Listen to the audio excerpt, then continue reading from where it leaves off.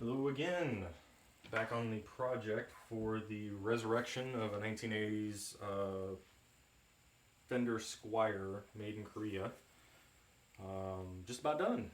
So one of the things I wanted to cover was the finish. I didn't want to spend a ton of money because this is kind of a entry-level guitar cheapo remake, just to get the thing up and running. So I didn't want to go and buy a bunch of polycoat or lacquer finish. It just costs too much money.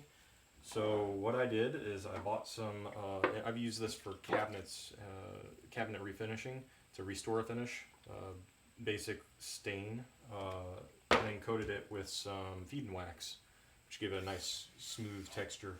Obviously it was already sanded and prepped at the factory when they built the neck, so not too worried about it. It feels really nice and smooth and happy with the finish it's on, and it should wear in real nice. Once the wear starts showing up from handling it, it'll match the body much better. The body's pretty wore out as it is. Lots of nicks and dings and small scratches here and there. So it'll have a nice, good patina after a couple years of use. Just keep on the feed and wax and it should work pretty well. Electronics have been completely gone through and redone. I was going to try to repurpose, reuse the old pots. They were destroyed, so they weren't really worth reusing. After spraying them down with some deoxit spray, there was no going back. Went ahead and took them apart, see how bad the pots were actually damaged, and they were completely etched at the end of the range where you tweak most often. The tone was etched and the volume was just staticky as all hell. So went ahead and replaced those with some Mojo tones. I had originally went to Guitar Center and picked up a pot there. Yeah, don't do that. The ones at Guitar Center are complete crap. I think they're called Proline or something like that. Garbage pots, potentiometers. They are plastic right underneath the back cover, which means if you try to solder something ground-wise to the back cover, it's going to melt that plastic and cause you all kinds of hell. So don't do that. Just go and buy some decent ones. I use Mojo tones in this particular build. You can make your choice: CTS, Mojo tones, whatever you want. Mojo tones use CTSs and just modify them slightly, make them a little better. I put in a push-pull volume control on this one. I didn't need to do that at all, but I chose to. I'll go ahead and get some close-ups on the electronics here in a second, but did a Mojo tone vintage taper on the tone control with the bleed-off capacitor, and then a standard volume control, push-pull volume control on there. I'm not using the push-pull mechanism right now. I figured that's something that the future owner of this guitar can go ahead and modify down the road if she chooses. Yeah, it turns out real good. Things I hate about this kit and build that I did. The neck was a pain in the butt to deal with, but I understand I'm spending $50 on a neck. It's not like I'm spending, a couple $100 on the one that came with this guitar originally. I had to chop off about that much of the neck. I don't think I showed that in the last video. A whole fret off of the neck in order to get the length correct for the nut and for the scaling, for it to be intonated correctly. This I absolutely hate. This is the original nut that came with the kit for this knockoff Floyd Rose bridge. This thing is complete garbage. Don't even bother putting it on your guitar. Go and buy the actual Floyd Rose nut, the locking nut, the actual Floyd Rose. That is going to be 1,000 times better than this piece of junk that comes with this $29, $30 kit that I got off Amazon. This thing is made out of solid hardened steel. This thing's made out of pot metal, zinc, magnesium alloy, something or other. So complete crap. Solid, nice, and happy with the original Floyd Rose. It only cost about $35 more from StuMac. By the way, I'm happier with StewMac now. Had some shipping issues with them. They resolved them very quickly, so I'm very happy with that. Again, the Ibanez intonation tool works pretty well. Had to modify it and shave down the little hook that's on this so that it would fit in between the graphite block and the saddle for the knockoff Floyd Rose. I'm sure if you had an actual Floyd Rose, then it probably worked perfectly fine, or any of the Ibanez Floyd Roses. So beyond that, I have a little bit more to do with this guitar, but very, very little.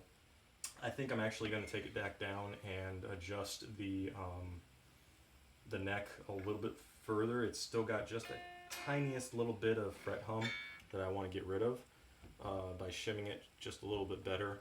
I went ahead and actually got the, where are they at? I actually got the shims from StewMac to save me a hell of a lot more time on this. So hopefully that will resolve my issues. I do think that the tuners on this are reasonable. They are the tuners from the Musically kit from Amazon. If you're just doing a starter guitar or an easy, just a cheap config guitar, I'd maybe get those. Honestly, I'd save your money up and spend the $30 more and get you some Grovers. Grovers are going to be a lot better. I love the Grovers on my 3/4 scale guitar that I rebuilt for my daughter. The Grover locking nuts are way better than these are. Or Grover locking tuners are way better than these Musically ones are. These just have a lot of play in the tuning. A lot more than I would care for locking tuners. Anything else to go over? I don't think so. So the 5-way switch is set up neck, mid, bridge, and then bridge. And I am going to pop this off. I also was able to resolve my little issue with the tremolo arm. The arm was complete crap when I started working with this. What I did is I took some of this PVC tubing and chopped off a little end of it. I had to actually shave it down a little bit more with a file to get it the right thickness. But that slid right over the bar assembly here real tightly and allowed me to make this to where it doesn't spin around very much. Before there was no tightening it. You couldn't tighten it at all to stop it from spinning in 360-degree circles. Really annoying while you're trying to play a guitar and to reach down and grab the tremolo arm in order for you to play. So it's much better now. It's still not perfect, but it's a work in progress. It should be fine for the purposes of the use of this guitar. Yeah, so let's go through the electronics real quick.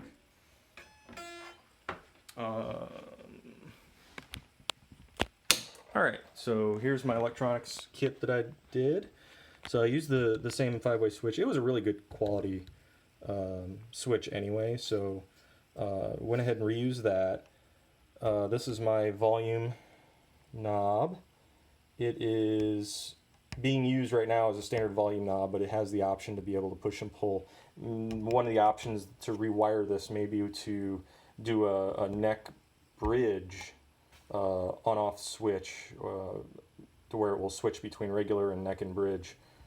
It's one option you can use with that volume. Then we have our standard tone pot with a bleed off. Now you notice that I've coated all of these in this tape. Very much like this stuff. This is automotive deadening tape. It's basically what you use in speaker systems for cars. You'll find this stuff wrapped around just about every wire in a car, and all it is a fuzzy vinyl sticky tape that you just wrap around your wires to keep them from making all kinds of racket inside of a car. In this case, we're using it in a guitar because why not? Nobody wants a cable flapping up against the plastic plate creating noise while you're playing. So we went ahead and did that. Bleed off capacitors right there. These are Mojo Tone. I don't know if you can kind of see a little bit of the writing on that. It's a Mojo Tone vintage taper potentiometer, and then the standard stock 1/4 inch input on the guitar. Yeah, so that's the layout of the guitar. Inside here is the spring set with the ground line that runs there. There's the 3 lines that come from the single coil pickups and the dual humbucker pickup that's on this guitar. Yeah, beautiful guitar now. So very happy with how it turned out. If you have any questions, leave me some notes in the comments and I'll be happy to answer them. Thanks. Bye.